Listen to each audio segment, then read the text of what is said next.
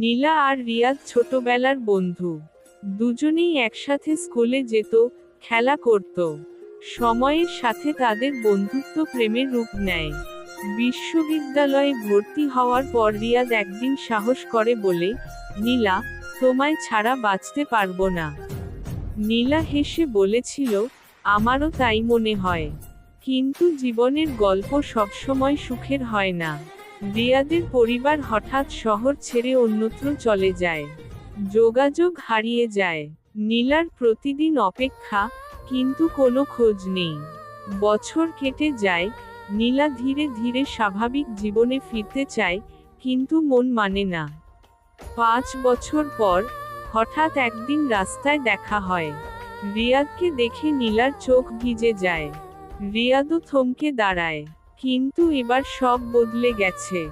রিয়াদের হাতে অন্য কারো হাত ধরা। নীলা শুধু চোখের পানি লুকিয়ে বলে, ভালো থেকো রিয়াদ। রিয়াদ এক মুহূর্ত চুপ থেকে উত্তর দেয়, ভালো থেকো, নীলা। দুই ভিন্ন পথে হাঁটতে শুরু করে তারা। হয়তো ভালোবাসা এখনো ছিল, কিন্তু সময় আর পরিস্থিতি তাদের আলাদা করে দিয়েছে।